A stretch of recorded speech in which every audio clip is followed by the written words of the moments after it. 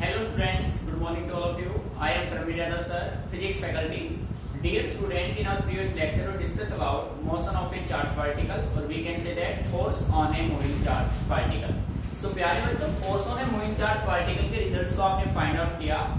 आपने देखा कि वेलोसिटी और मैग्नेटिक फील्ड दोनों ही फोर्स के परपेंडिकुलर थे and the direction of force is given by Fleming left hand rule. So प्यारे बच्चों, in our today lecture we discuss about Fleming left hand rule. ठीक है. So बेटे कंसेप्ट को समझना है. कैसे आप कह सकते हैं कि भाई जब कोई भी चार्ज पार्टिकल मोशन में होता है तो फ्लेमिंग लेफ्ट हैंड रूल से हम फोर्स के डायरेक्शन को फाइंड आउट कर सकते हैं. ठीक है. सो बेटे हेडिंग बना लीजिए. आपका टॉपिक है फ्लेमिंग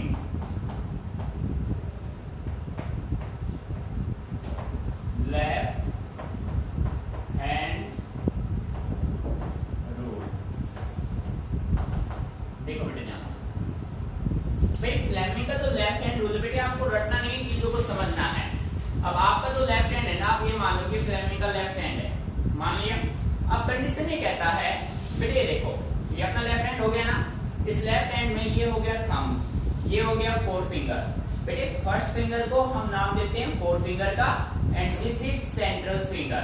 ये आपके तीनों एक्सिस को रिप्रेजेंट करता है, X Y and Z axis. और आप अच्छे से जानते हैं आपके तीनों एक्सिस एक दूसरे के म्यूचुअली परपेंडिकुलर होते हैं. ठीक है.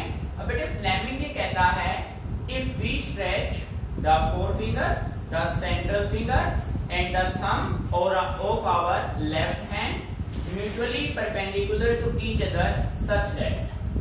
बेटे यदि हम अपने लेफ्ट हैंड के फोर फिंगर को, सेंट्रल फिंगर को एंड थंब को एक दूसरे के म्यूचुअली परपेंडिकुलर इस तरीके से ड्रॉ करें कि अपना फोर फिंगर पॉइंट आउट करे डायरेक्शन ऑफ मैग्नेटिक फील्ड को, central finger give the direction of current और we can say that direction of motion of charge particle, then the outstretched thumb gives the direction of force.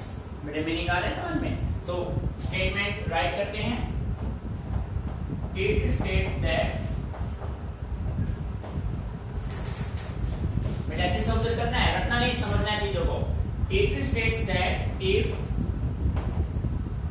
We stretch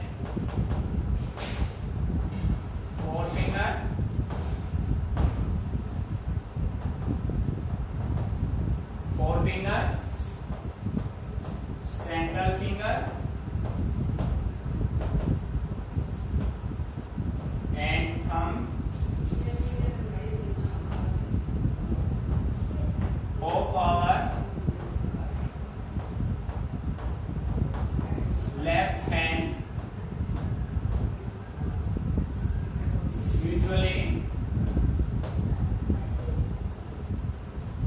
perpendicular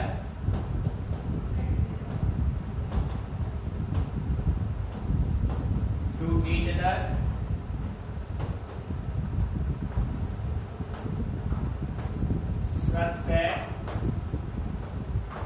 such that the forefinger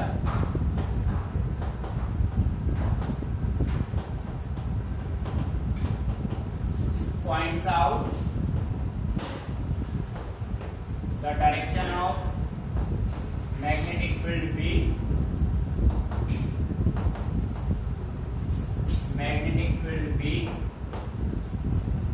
the central finger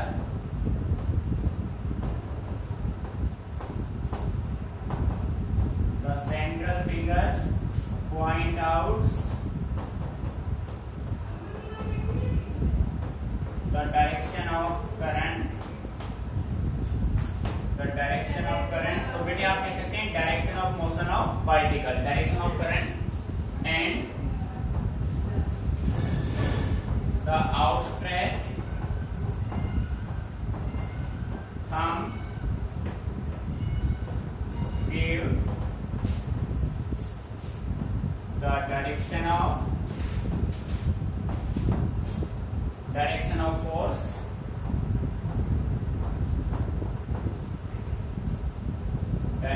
force F at that point. बेटे यार समझ में तो concept को समझना, रटना नहीं हमें चीजों को।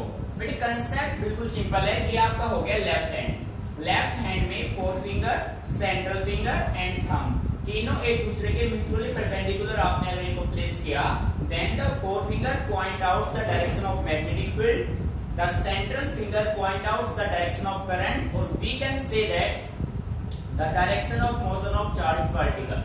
ठीक है, then the outstretched thumb give the direction of force. बेटे क्लियर? ये देखो भाई, ये कंडीशन आप मेंटेन करोगे।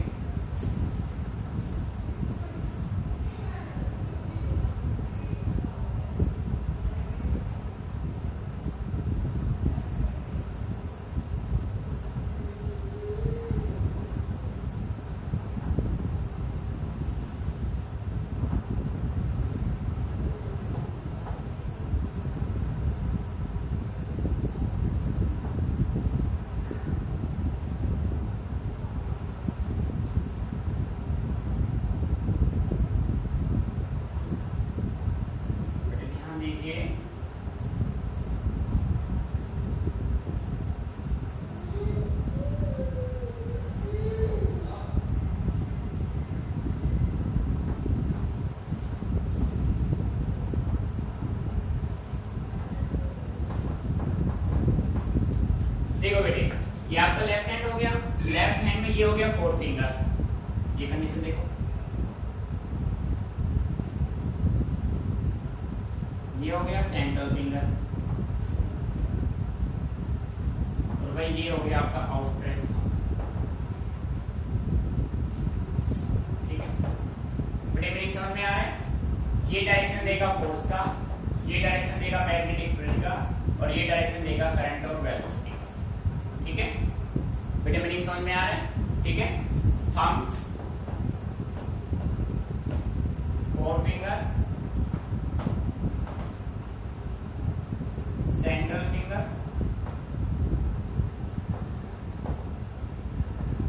ठीक है बेटे। कंसेप्ट बिल्कुल सिंपल है, father mother child, force, magnetic field and current. ठीक है, सिंपल कंसेप्ट आपको याद रखना है, father mother child. Father means force, mother means magnetic field, child means current. Meaning अच्छे से क्लियर?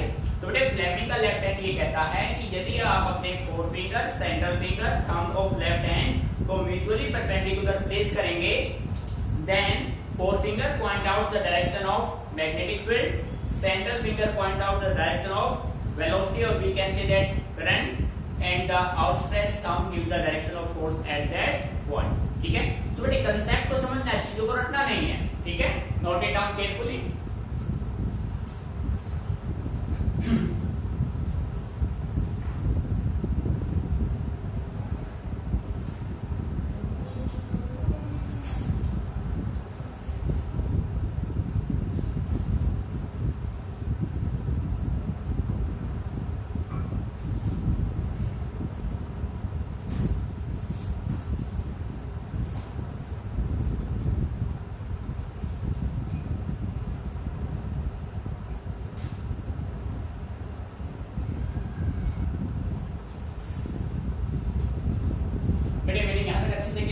ठीक है, देखो भाई अब बात करते हैं नेक्स्ट टॉपिक की अपने। बेटे फिजिक्स एक चैन सिस्टम की तरह काम करता है। आज जो आप टॉपिक स्टडी करेंगे वो नेक्स्ट में यूज होना है, नेक्स्ट उससे नेक्स्ट में यूज होगा, समझ रहे हैं ना? तो फिजिक्स में कभी भी आप रटने की कोशिश मत करना, चीजों को समझने की कोशिश किया करो। ठीक है, अब देखो भाई, बेटे नेक्स्ट टॉपिक आपका है definition of magnetic induction. Next topic है, बना लो, magnetic induction. Magnetic induction symbol है बेटे इसका V। ठीक है, क्लियर? अब देखो भाई, मैग्नेटिक इंडक्शन की डेफिनेशन की अगर हम बात करें, सो आपको रटना नहीं है, ये एक चैन सिस्टम से काम कर रहा है, प्रीवियस टॉपिक पे डिपेंड कर रहा है। ठीक है, देखो बेटे, जैसा कि हम सभी जानते हैं, force on a moving charge particle is equal to QVB sin theta. बेटे ध्यान से सुनो, बिल्कुल राइटिंग मत करना अभी। बेटे force experience by a moving charge particle F is equal to QVB sin theta. अब आपको डेफिनेशन किसकी चाहिए? B की डेफिनेशन चाहिए। तो यहां से B क्या हो जाएगा बेटे? B यहां से क्या हो जाएगा? F upon QV sin theta. भाई यहाँ से b क्या हो जाएगा f upon Q B sine theta. अब बेटे हम अपनी तरफ से अज्यूम कर लेते हैं इफ, समझना भाई ध्यान से, इफ यदि बेटे q कितना हो जाए 1 कूलम, q कितना हो जाए 1 कूलम, v हो जाए 1 मीटर पर सेकेंड, v की वैल्यू क्या हो जाए 1 मीटर पर सेकेंड एंड थीटा क्या हो जाए 90 डिग्री। बेटे ध्यान से सुनना, if charge is equal to 1 coulomb, velocity is equal to 1 meter per second and angle 90 degree perpendicular हो जाए, then B is equal to F। मेरे मैग्नेटिक फील्ड किसके बराबर हो जाएगा, फोर्स के इक्वल हो जाएगा। मीनिंग आ रहा है समझ में, बट ये कंडीशन पे डिपेंड कर रहा है भाई, magnetic induction at a point is numerically equal to the force experience by a unit charge moving with unit velocity perpendicular to magnetic field at that point। नहीं समझ में आ रहा है बेटे, कंडीशन ये है यदि हम 1 कूलम के चार्ज को 1 मीटर पर सेकंड की स्पीड से वेलोसिटी से ट्रेवल कराएं और मैग्नेटिक फील्ड के क्या हो वो perpendicular, then the force experience by the charge particle is equal to the magnetic induction. ठीक है, सो देखो बेटे डेफिनेशन यहां से बना देते हैं, समझना है, रटना नहीं है, आप देख रहे हैं बिल्कुल कंसेप्ट है सारे। ठीक है, देखो magnetic induction at a point A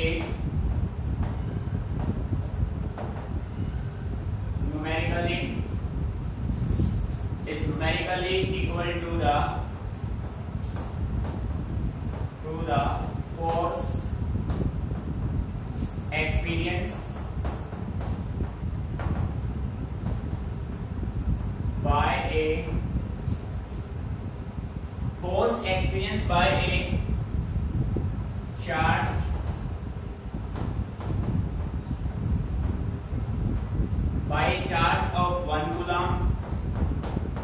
of 1 coulomb moving with a velocity of 1 meter per second, moving with a velocity of 1 meter per second in perpendicular magnetic field at that point। Dynamic समझ में, simple way में आप ये कह सकते हैं the magnetic induction at a point is numerically equal to the force experience by a charge of 1 coulomb moving with a velocity of 1 metre per second in perpendicular magnetic field at that point. मेरे concept अच्छे से clear? ठीक है, definition हमने ये बनाया completely numerical, mathematical है, आपका रटने का कोई प्रोसेस ही नहीं है। ठीक है, तो डेफिनेशन को अच्छे से ऑब्जर्व कीजिए। उसके बाद हम बात करते हैं एसआई यूनिट। बेटे SI unit of magnetic induction होता है टेस्ला। क्या होता है भाई? टेस्ला, और इसका सिंबल होता है T. The SI unit of magnetic induction T is Tesla, symbol T. बेटे इसका सीजीएस यूनिट होगा, सीजीएस यूनिट इसका होगा गॉस, सिंबल होगा कैपिटल जी। ठीक है, अब बेटे गॉस और टेस्ला में एक रिलेशन होता है जो कि कई बार एमसीक्यू में पूछा जाता है। सो आप यहां से कह सकते हैं 1 gauss is equal to 10⁻⁴ tesla. ये रिलेशन एमसीक्यू के लिए आपको याद रखना है। 1 गॉस की वैल्यू होती है 10⁻⁴ टेस्ला। मीनिंग अच्छे से क्लियर?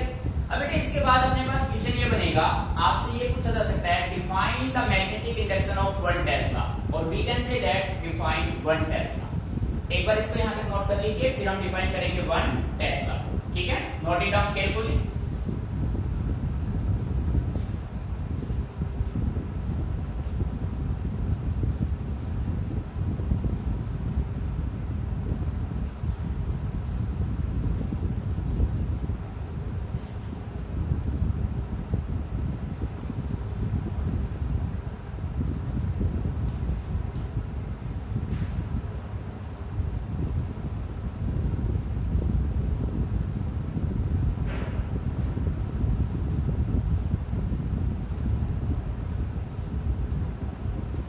बेटे बेटे यहां तक क्लियर? ठीक है बेटे, नेक्स्ट आप हेडिंग बना लीजिए, डेफिनेशन ऑफ 1 टेस्ला।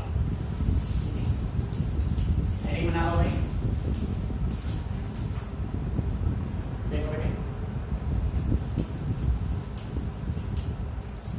हेडिंग यहां पे बनाएंगे डेफिनेशन ऑफ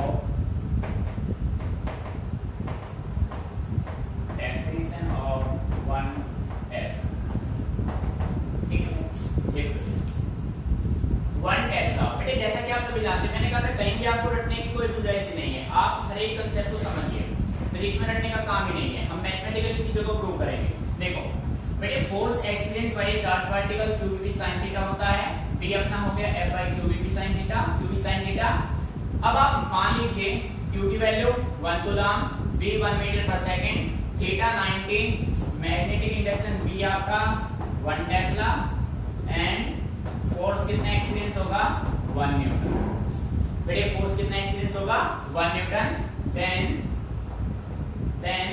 B हो गया 1 tesla is equal to 1 newton divided by 1 coulomb, 1 metre per second, 1 metre per second, and theta क्या हो गया बेटे 90 डिग्री। मीनिंग समझ में आ रहा है? ठीक है, अच्छे से क्लियर। अब देखो बेटे, डेफिनेशन बनाते हैं यहां से। मैग्नेटिक इंडक्शन, ध्यान से सुनना है, magnetic induction at a point is said to be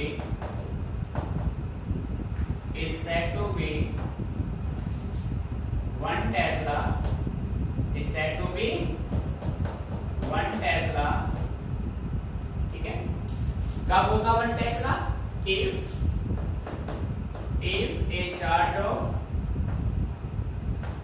if a charge of 1 coulomb moving with a velocity of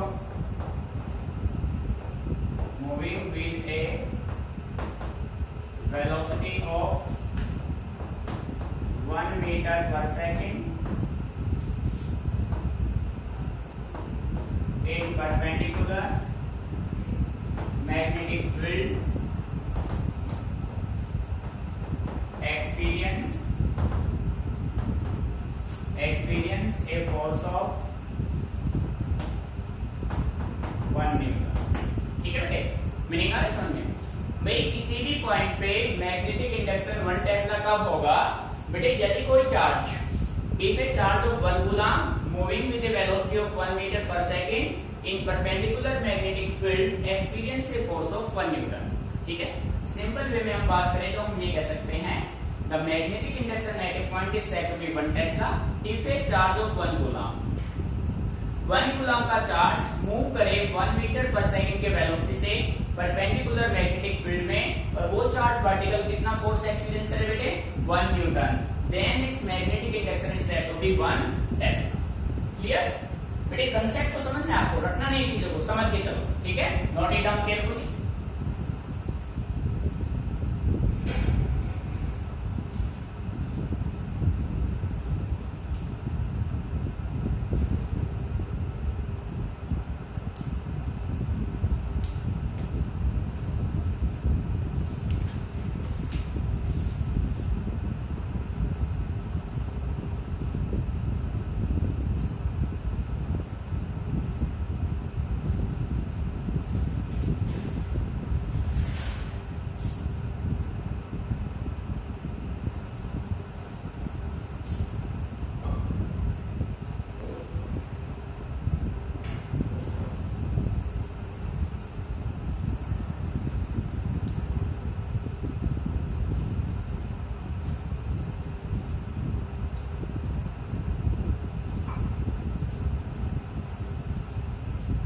tabling यहां से क्लियर। अब मैं इसको रफ कर रहा हूं। ठीक है, देखो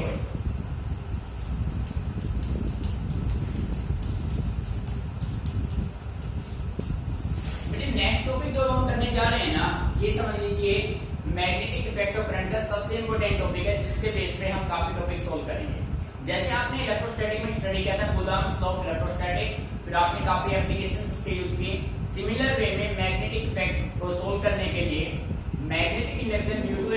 स्मॉल करंट एलिमेंट को फाइंड आउट करने के लिए दो साइंटिस्ट थे, एक था बायट दूसरा था सेवर्ट। उन्होंने मिलकर एक लॉ बनाया, उसका नाम रखा गया बायट सेवर्ट लॉ। बेटे काफी इंपोर्टेंट लॉ है, इसको टिक कर लेना, ठीक है,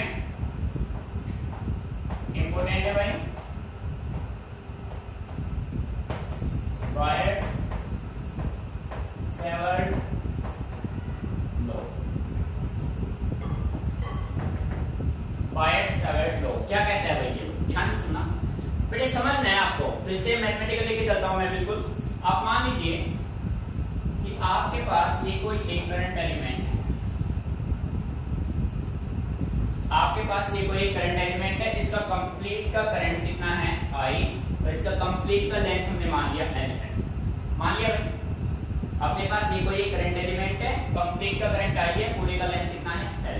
अब बेटे इस करंट एलिमेंट पे यहाँ पे हमने एक स्मॉल करंट एलिमेंट मान लिया, ध्यान से समझना बेटे। करंट चाहे, अब देखो ये एक कंप्लीट एलिमेंट था जिसका लेंथ L है, अब इसके इस पॉइंट पे करंट आई है, तो बेटे इसके किसी भी पॉइंट पे चेक कर लो, करंट की वैल्यू क्या रहेगी, सेम रहेगी, करंट एवरी प्लेस सेम होगा, ठीक है ना। चाहे आप एलिमेंट स्मॉल लो चाहे एलिमेंट आप लार्ज लो, करंट की वैल्यू क्या रहनी है, सेम रहनी है। तो बेटे यहाँ पे करंट कितना होगा, I होगा, ठीक है। पर हम डिस्प्लेसमेंट की बात करें ना, पूरे का डिस्प्लेसमेंट क्या था L। अगर मैं छोटे से पार्ट की बात करूं, छोटे से हिस्से की यहाँ पे बात करूं, तो बेटे उसका डिस्प्लेसमेंट तो L नहीं हो सकता, तो उसका डिस्प्लेसमेंट आपने कितना मान लिया, dl मान लिया। क्या मान लिया भाई, dl। मीनिंग आ रहा है समझ में, I करंट हो गया, dl इस स्मॉल पार्ट का हो गया डिस्प्लेसमेंट, ठीक है। और बेटे इस स्मॉल करंट एलिमेंट आइडियल से कुछ डिस्टेंस पे अपने पास यहाँ पे एक पॉइंट हो गया P, ठीक है। और इस स्मॉल करंट एलिमेंट से हमें फाइंड आउट करना है मैग्नेटिक इंडक्शन, क्लियर। जब बेटे करंट एलिमेंट स्मॉल है तो मैग्नेटिक इंडक्शन भी क्या मिलेगा, स्मॉल मिलेगा। करंट एलिमेंट लार्ज है तो मैग्नेटिक इंडक्शन भी क्या मिलेगा, लार्ज मिलेगा। सो बेटे इसकी वजह से जो मैग्नेटिक इंडक्शन आपको मिलेगा वो आपको मिलेगा D। कितना मिलेगा, D। भाई एलिमेंट स्मॉल था तो मैग्नेटिक फील्ड भी क्या मिला आपको, स्मॉल मिला। और बेटे इस पॉइंट, इस करंट एलिमेंट आइडियल से और इस पॉइंट P का जो डिस्प्लेसमेंट होगा वो कितना होगा, R होगा। ध्यान से सुनना, R is the displacement from point P to the current element ideal, ठीक है। करंट एलिमेंट आइडियल से पॉइंट P तक का डिस्प्लेसमेंट होगा R। अब देखो बेटे, ये जो स्मॉल करंट एलिमेंट dl है और ये जो r है, इन दोनों के बीच में एक एंगल बनेगा, that is said to be theta. Theta is the angle between small current element ideal and displacement vector r। बेटे मीनिंग समझ में आ रहा है अच्छे से, यहां तक क्लियर। तो यहां पे मैं नोट कर देता हूं, dl ideal small current element हो गया, r displacement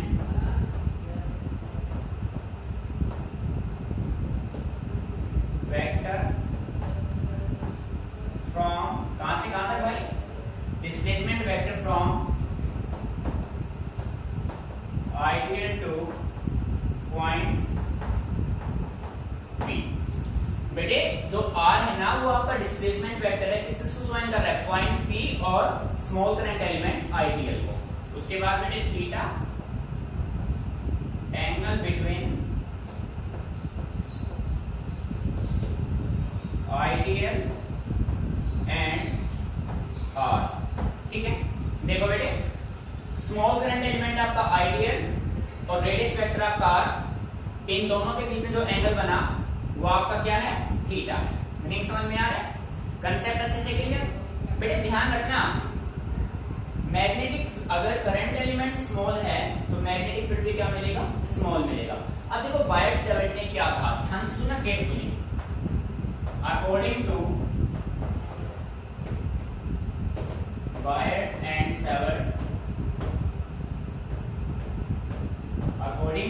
and Savart, the magnetic induction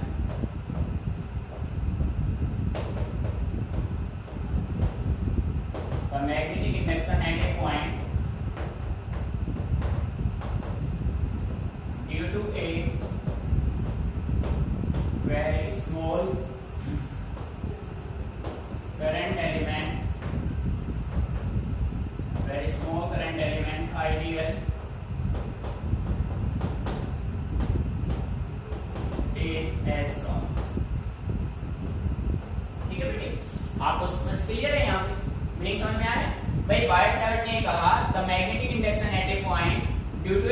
small current element ideal is S on in the figure. सब कुछ आपको समझ है, ठीक है। अब बेटे एक्सपेरिमेंटली हमने ये पाया कि जो मैग्नेटिक इंडक्शन dB है, स्मॉल मैग्नेटिक इंडक्शन dB है, वो डायरेक्टली प्रोपोर्शनल इसके I के directly proportional dl sin theta के और बेटे इनवर्सली प्रोपोर्शनल डिस्प्लेसमेंट वेक्टर के।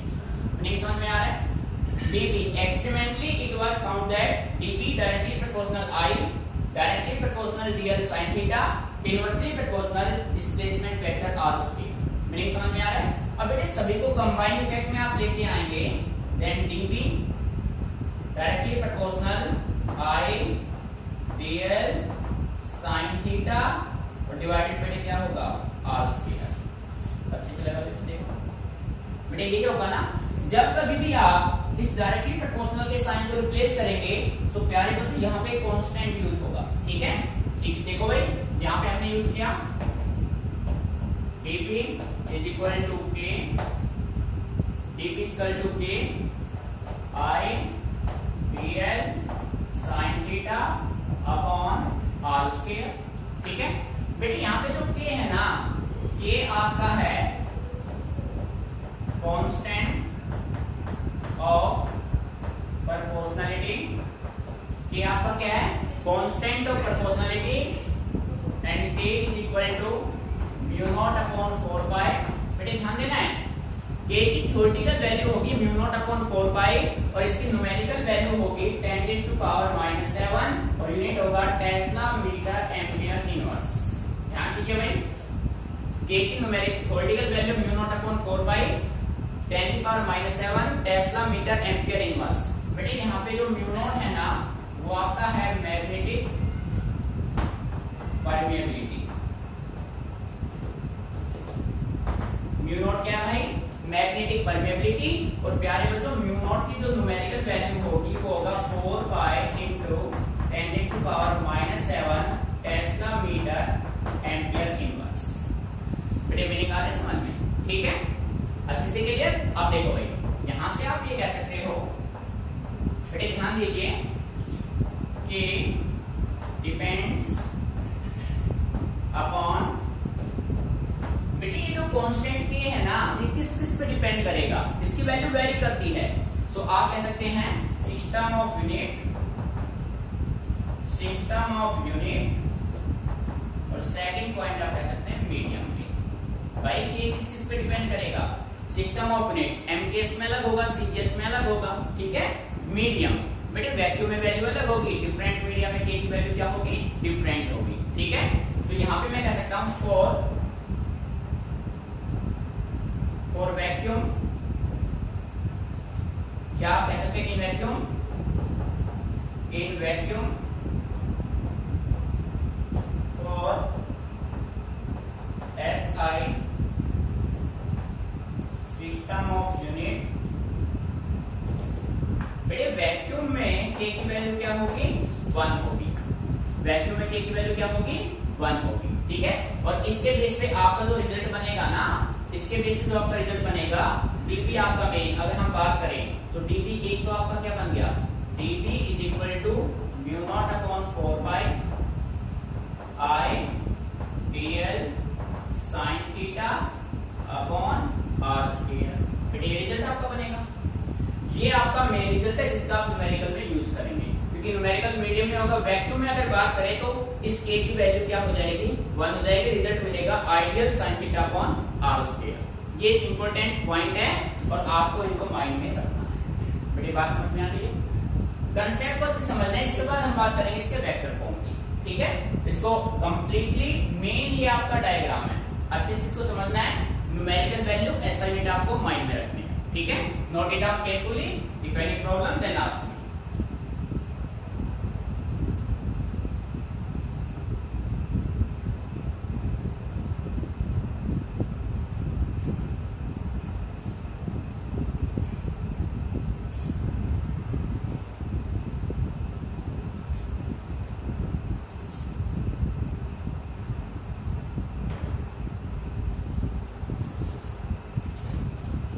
मैंने यहाँ तक किया, k की वैल्यू आप ये पुट कर लेंगे, ठीक है।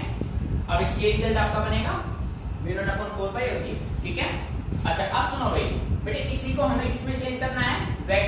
चेंज करना है, तो वेक्टर फॉर्म में यहाँ पे डाल देता हूँ, इन वेक्टर फॉर्म। बड़े ध्यान से समझना है इसको।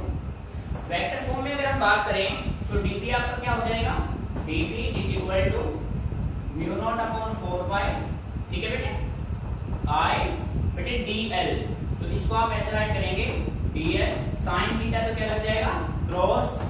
अब देखो यहाँ पे आपने एक आर से मल्टीप्लाई किया, तो एक आर से क्या करना पड़ेगा, डिवाइड करना पड़ेगा, तो प्यारे में तो यहाँ पे हो जाएगा r का क्यूब, और ये आपका होगा वेक्टर फॉर्म। बेटे ध्यान दीजिए, हमने r से मल्टीप्लाई r से डिवाइड किया, तो ये स्क्वायर से क्या हो गया, क्यूब हो गया। ऐसा हमने किया ओनली वेक्टर फॉर्म को रिप्रेजेंट करने के लिए। बेटे ये जो टॉपिक है ना आपका सबसे इंपॉर्टेंट टॉपिक है, वैक्यूम में आपकी वैल्यू होगी म्यू नॉट अपॉन 4 पाई, ठीक है, केयरफुली नोट करना है अच्छे से।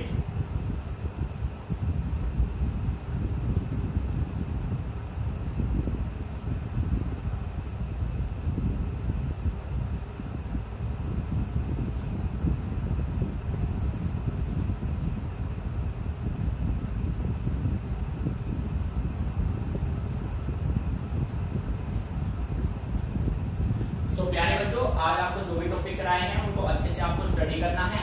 बेटे देखो फिजिक्स एक कंसेप्चुअल कंसेप्ट के साथ एक चैन सिस्टम से काम कर रहा है। अगर आप सिस्टम को स्मार्ट वे में स्टडी करने लगे ना, तो फिजिक्स बिल्कुल इजी हो जाएगा, न्यूमेरिकल्स करने में आपको कोई प्रॉब्लम नहीं होगी। अब आप अच्छे से देख रहे हैं कि आप कोई भी डेफिनेशन ऐसा नहीं है जिसको हमें रटाफिकेट करना पड़े, सभी अंडरस्टैंडिंग के, सभी कंसेप्चुअल है। तो बेटे फिजिक्स में बस लॉजिक को समझो, रीजन को समझो कि भाई ऐसा हुआ तो क्यों हुआ, ठीक है। अब बेटे ये जो रिजल्ट्स आपने बनाए ना, इन रिजल्ट्स के बेस में हम फर्दर एप्लीकेशन चूज करेंगे, तो आपको बस इनको अच्छे से स्टडी कर लेना है, समझना है इनको, और किसी में कोई प्रॉब्लम आपको आती है तो आप हमसे डिस्कस कीजिए, उसको रटिए मत, रटना नहीं गलती से भी, ठीक है।